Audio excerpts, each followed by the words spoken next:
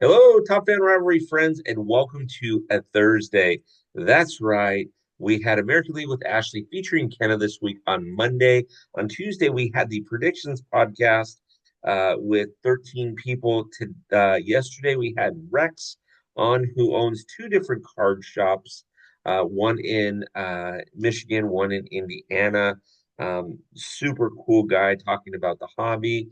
And of course, today is Unraveling Baseball. And when we talk about the hobby, who better to do that than our very own Mike over at Heads Up Sports Cards? Mike, we're ready to unravel baseball again? Bill, I would not think of a better thing to be doing on a Thursday afternoon than talking baseball, Preach, preach. And right? exactly. And so today is a significant day, Mike, because we started the 27 ounce club, which means the members of the 27 ounce club get in 24 hours early to the box break. And so don't we have a box break coming up on Monday and we're announcing it on Friday, but we can already talk about it because people will That's know right. We can what it's we going to can be. give the sneak peek. We can let everybody know. We can officially announce our next box break right here on Unraveling Baseball. So I'm super excited because it's one of my favorite products uh, that that Panini does for baseball. Mhm. It is their answer to the Topps Chrome product, and it's called Optic Baseball. They call it Donruss Optic. So it's their chromium product. So it has the really shiny refractors, lots of awesome numbered cards, special inserts, and we are breaking 2022, which means that there is a huge rookie class in 2022, headlined, of course, by Bobby Witt Jr. And Julio Rodriguez. Those are our two big chases in the in 2022 optic. But the best thing that Panini does with their baseball product is they mix the rookies and the prospects together into the same product. So not only do we have Bobby and J Rod in this product, we also have Ellie and Jason Dominguez in this product to chase. So it's going to be awesome. It's going to be amazing. Mike, I love these box breaks, man. I'm getting messages from people saying, "Oh, there's not a." When we were doing box breaks on Mondays, people are like, "Oh, wow, there's no box break today." Okay, like Right? people are addicted to People it, get man. it. It's great. People are excited. People are excited about it. This has been such an awesome partnership with Heads Up and Top Fan Rivalry. Yes. It's been natural. It's been a natural thing to bring kind of what I do to the Top Fan community because it the collecting of baseball cards is such a companion piece to the fandom of baseball. Plus, it's one of the easiest and best ways, uh, to get autographs of your favorite players, right?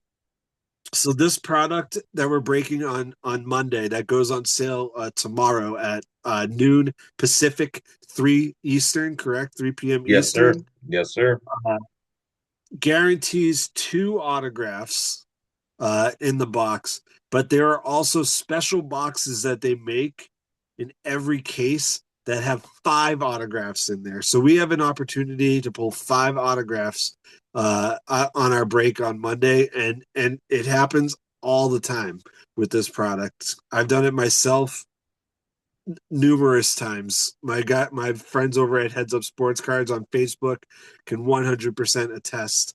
We ripped a ton of this stuff back in 2022. So, So, Mike, a little birdie had told me from the Top End Rivalry Sports Desk that on yesterday on your Wednesday break that you may or may not have pulled an amazing card. What oh, happened? What did you pull? yeah, it was awesome. So on Wednesday night, we ripped a box of 2019 Heritage High Number, which is a product that the rookies that you're chasing in that one are Vlad Guerrero Jr., Pete Alonso, and Fernando Tatis Jr.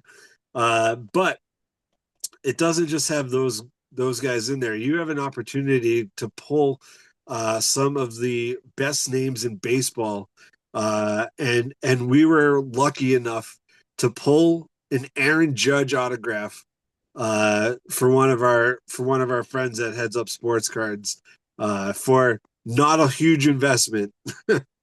Yes. It was I mean, it that's like was a $500 card. $5 a team, and that Aaron Judge card sells on eBay for over $500. So that was a quick 100 X on your investment. That's a pretty good ROI. If Great and I'm not a ROI. financial wizard by any means, Bill, but I Hey, think you would say that that's a pretty good ROI. at 100%, I know a few people in finance, so they would say that's a very, very good ROI. Yes, sir. Yes, sir. So, So it can um, happen for you guys in our next box break. Uh, Juan Soto, Bobby Witt Jr., Shohei Ohtani has autographs in this product coming up. He's plays for the Angels in 2022. Remember, not for the Dodgers yet. So make sure you're grabbing the right teams. mhm, Uh, there is just a ton of opportunity. This product is so nice looking. I'm so excited to have Optic back on the table for us. I love it. I love it. 100%. 100%. Okay, let's before we get too far into it, because I I always, people will tell me, hey, I listen to your show on my lunch break, and then I always I feel bad when we go over like a half hour, but neither here nor there. Talk to me about the Red Sox. We are getting in 1 week, we will have Red Sox baseball. Talk to me about the Red Sox. Bill, I can't believe it's already here. Yes, You know what? It's an yes, exciting time to be a Red Sox fan. As unsure as we were about this team last year. I mean, if you listen to the predictions podcast on Tuesday, you heard that there were many, many people, not myself, that predicted the Red Sox to win the AL East. I was yes, shocked and surprised, and I was very happy to heard that. yes, Uh, the team here that Breslow has put together, and I kind of talked last year a lot about giving Breslow the chance to take the reins fully and put a team together like a real baseball player that is like a baseball mind also. I think is great. Like Theo is awesome. Ben Sherrington is okay. Dave Dombrowski, like he works his magic. He knows how to play the game, but like to have an actual former player in the GM role to build a team, like they just have like a different insight on how to build like a successful team. And I feel like he's done it. The pitching is like tenfold better. mhm, I mean, like unfortunately for Garrett Crochet, like he spent the first couple seasons of his career on the South Side where like, they sucked, to put it bluntly. Sorry, that's Jim, being if very you're kind. listening. We love you, Jim, if you're listening. But my goodness, this kid is gonna have 300 strikeouts this season Mhm. if he stays Yeah. healthy. Like he has the some dirty, dirty stuff. And you know what that's going to do? Like, that's going to take all the pressure off of Bayo, who's still developing, who was kind of forced to be like uh, the lead guy last year, and he wasn't ready for that role.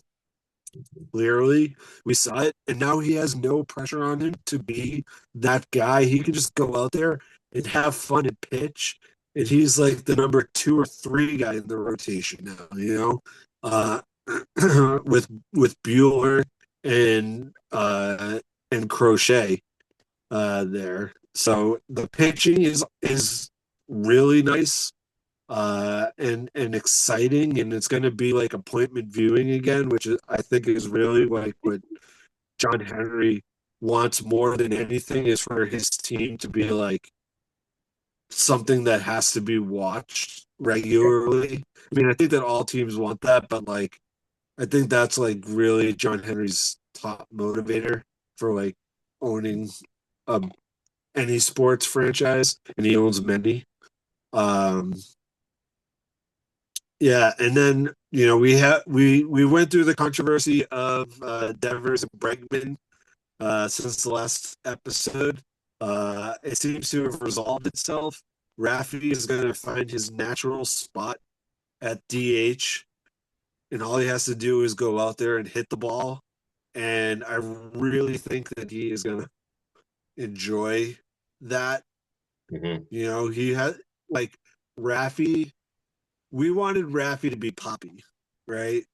I think we all wanted Rafi to be David Ortiz, like this big, like vocal, like in the community, like Right. hear from him all the time. He's Manny. He's a little bit softer spoken, you know. He's a little bit like a little laissez-faire. Manny was like really laissez-faire. Yeah. Manny was way out there in right field and left field.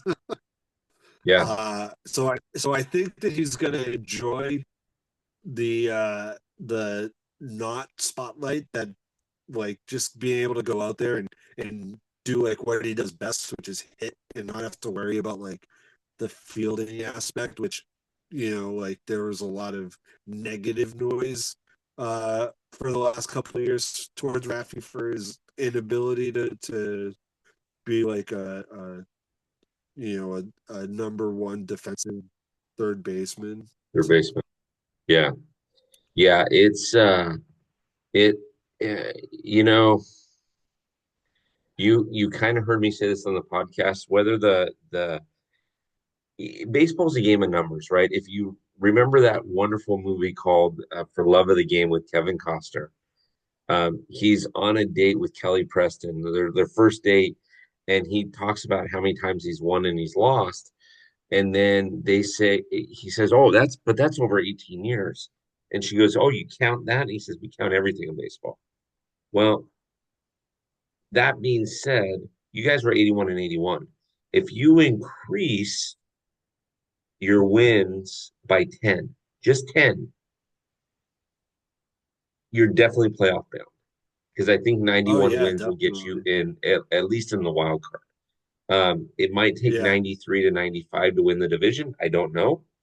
But at 10 more wins, Who that who means, knows? Because like but I mean, the way that the Yankees pitching is falling apart, the way that the Orioles like their pitching is a big question mark this year.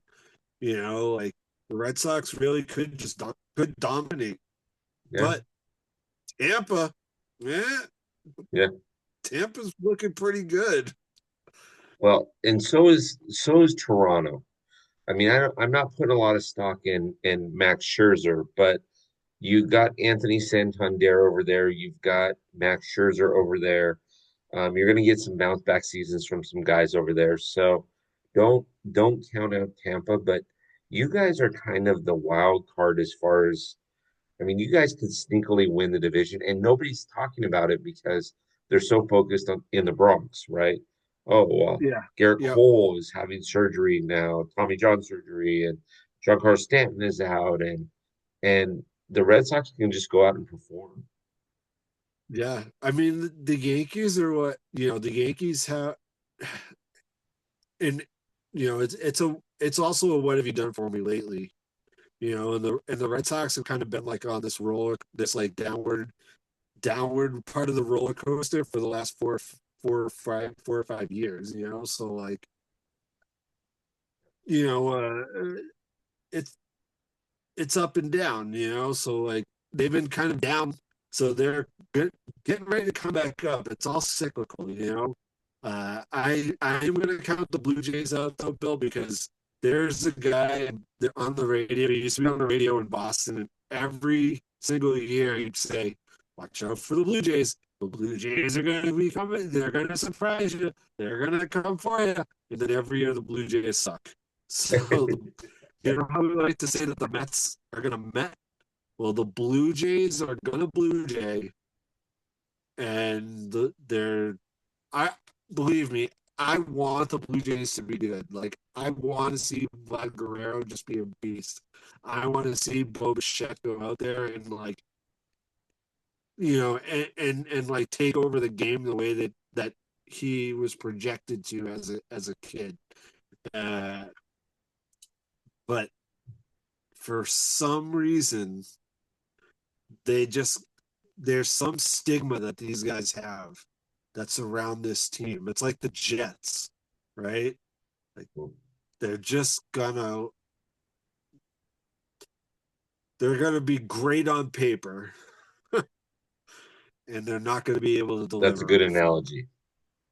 It's a good analogy. So I want to parlay. I want to continue this Red Sox conversation, but I'm going to parlay it into something. So the Tokyo series has come and gone. Um, and there's two things that I noticed, and these are just this is almost me saying my diamond shoes don't fit, like they're too tight or something. It's being nitpicky, right? It's being super nitpicky. But like I mentioned, if the Red Sox get 10 more wins this season than they did last season, they're a playoff team. That's it, 10. Now, you can't say that about the White Sox. Can't say that about the Angels.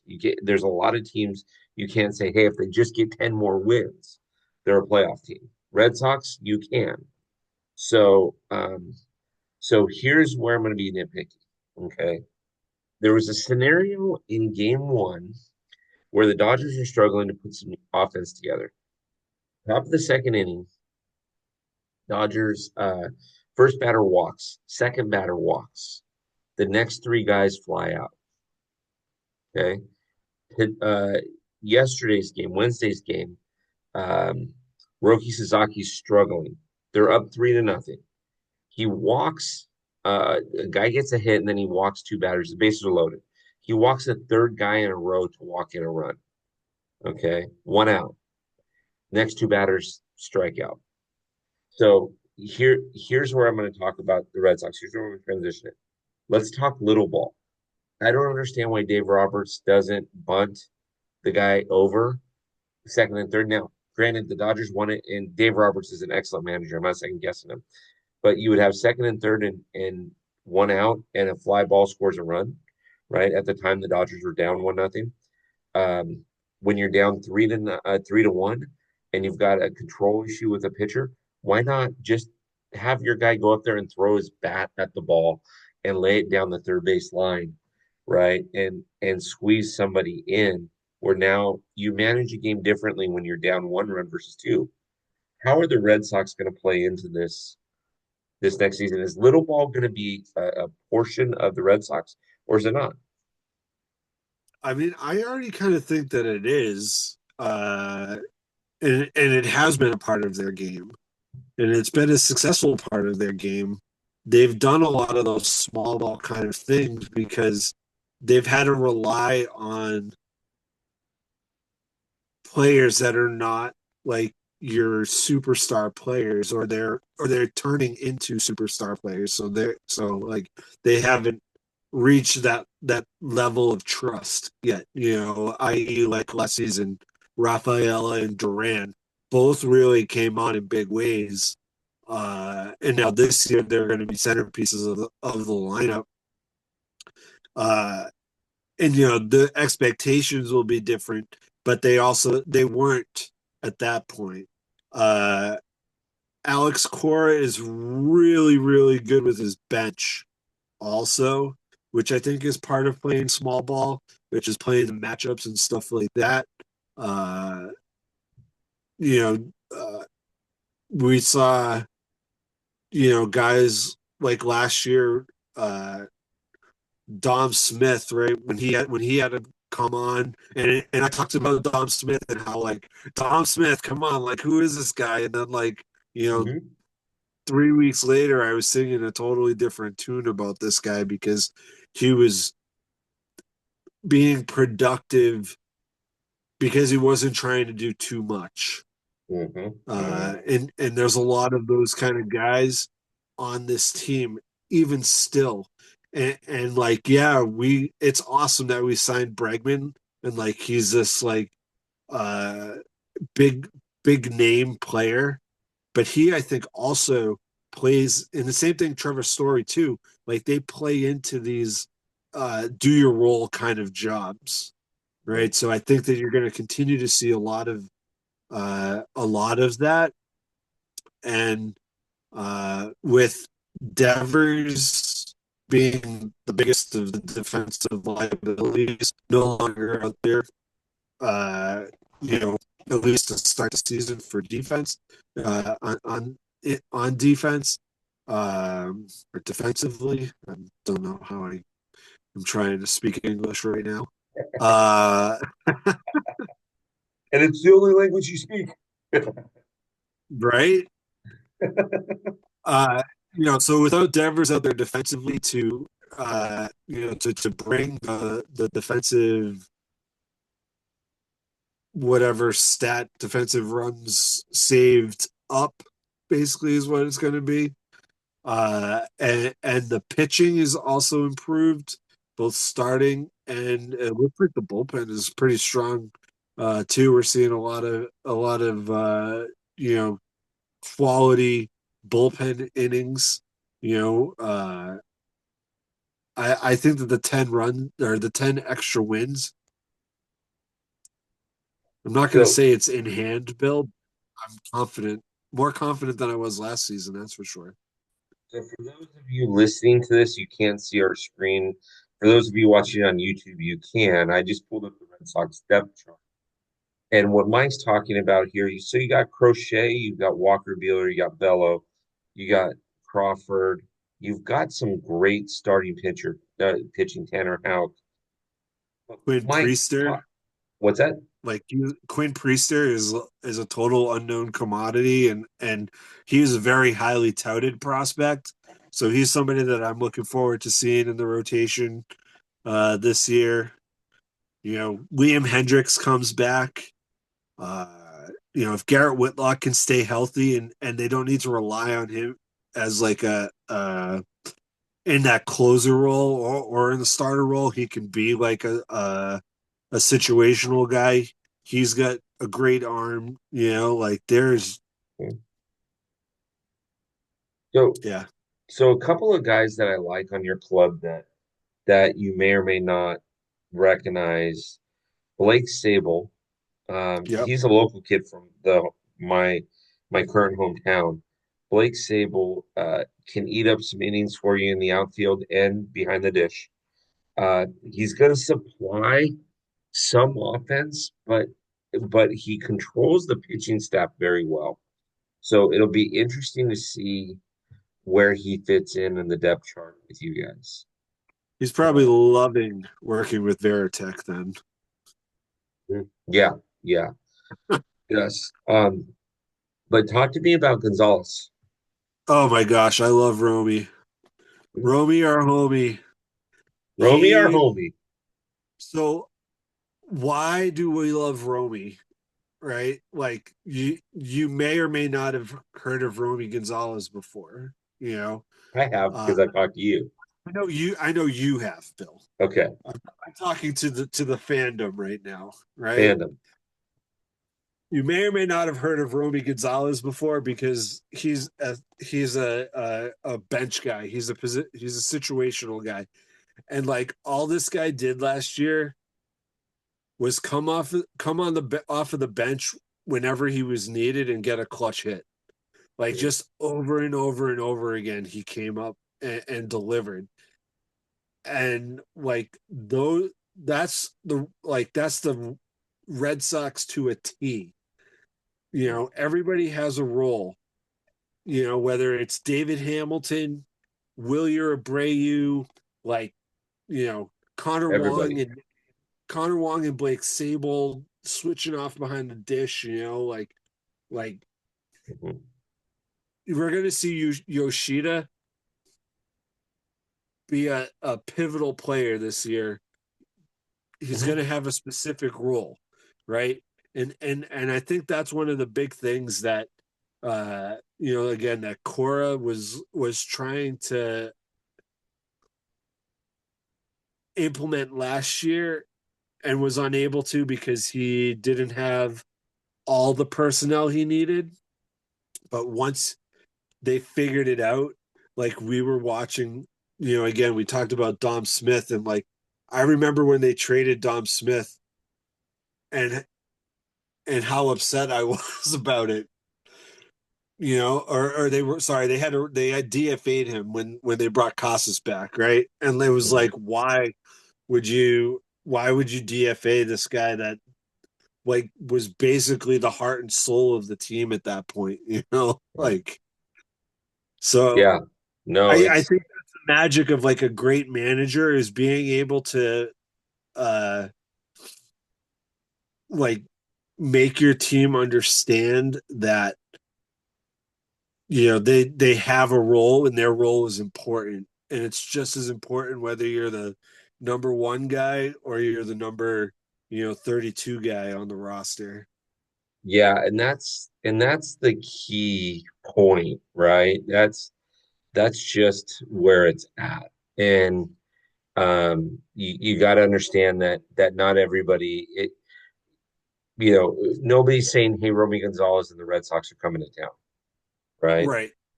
And as long as he understands that, as long as his ego can play it that way, you're good to go, right? But I like the fact that we're looking at your depth chart right here. I love the fact that he's listed at first base, he's listed at second base, he's Oh listed at yeah, Romy shortstop, he's plays. listed at Romy plays third, everywhere. uh, he's listed He in the plays outfield. everywhere. Yep, he plays So everywhere. we mentioned last year, we mentioned Vaughn Grissom, uh, maybe a little early for him in his career. He's now been relished to the minors. Do we like that move? Yep. You know what? Like Christian Campbell has been highly, highly touted.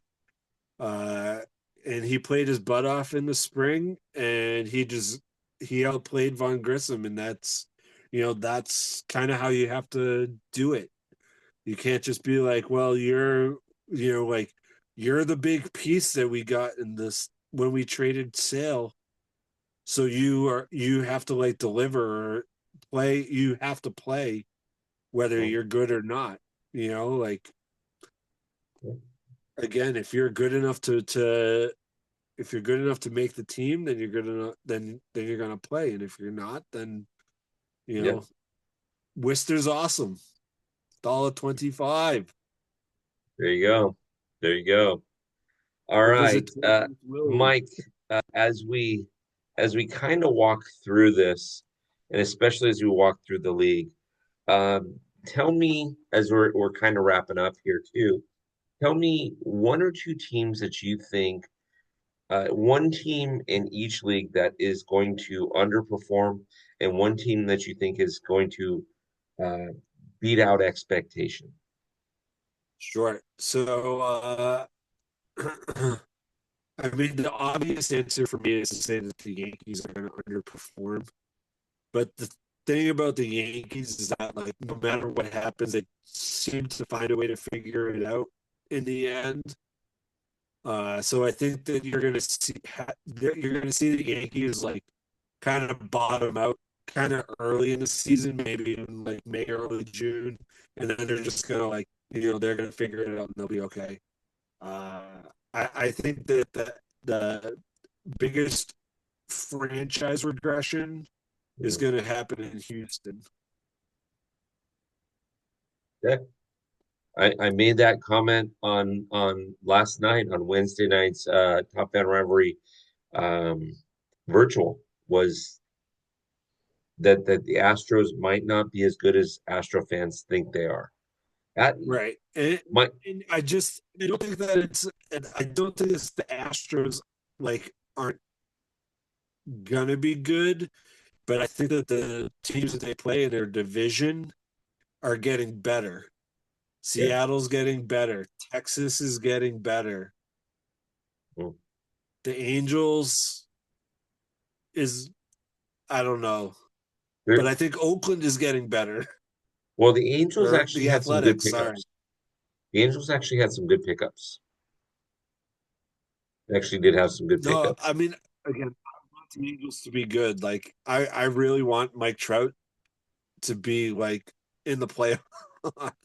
And the fact that this guy is like the best player in baseball, and he's Ernie Banks basically. Yeah, Like, it's upsetting and it's sad. yeah. So as a fan of baseball, like I don't like to, that's upsetting. But so that's the American League. In the National League, or no, so who do I think is going to be better than expected in the American League? Sorry. Probably Tampa. I mean, Okay. these kids in Tampa, they're looking legit. Watch for names like Curtis Mead, Brock Jones, Chandler Simpson. Mhm. Like you may have heard these names during the spring, and they're going to continue to impress during the season. Mhm. So watch out for Tampa. I think they're going to be a little bit of a surprise team this year. The I think the AL East is just going to be like a complete. I mean, they were they were one of the tightest divisions last year anyway, and I think it's going to be even tighter this year. Mhm. Mhm. In the National League, I know a couple teams that I'm going to have my eye on, and players in particular that I'm going to have my eye on in the National League. And of course, that's going to continue to be the most exciting player in baseball uh, in OHIO in Cincinnati, and Ellie, and Paul Skeens also, uh, leading the Pirates, who I think are kind of working on something.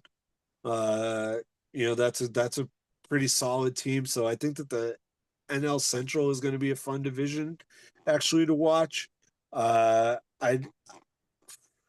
think that the Cubs and the Brewers, who are kind of like the perennial like favorites in that uh in that division, are gonna have to watch their backs a little bit. Yep. I don't think Milwaukee is going to be as good as again, because the division around them is getting better as they've been in years past. Um, we'll see if the moves that Chicago made pay off, which they definitely can. And I'm kind of excited to see, and I definitely said this a little bit facetiously in the predictions podcast on Tuesday, Yep. but I think that Miami made a lot of really good moves last year for a lot of young kids at the trade Yep. deadline. I think that if those kids can get up and do their jobs, and they can be a really interesting team. Yeah. Yeah. Yeah. No, there's a lot of good that comes with that. And those are good calls, both in the American League and National League. There are teams that, and Mike, you and I have talked about this offline, and I think this is important to make mention of. At a certain point, owners are going to realize that paying the $700 million contracts, even if it's some of it's or all of it's deferred, um, they're going to get tired of that, right? And real quick. So they're going to go with the youth movement. You're seeing it in Boston with your team. You're seeing it in Baltimore. You're seeing it in Washington. I mean, Yep. Dylan Cruz and James Wood. I mean, James these guys are going Wood. to be good. Yeah. They're going to be real good. Oh yeah. Uh, and so you're going to see a lot of these youth movement where maybe some of the superstars aren't going to get those. So yeah, I like those calls. I like those calls. Yeah, I'll be interested to see what San Diego does.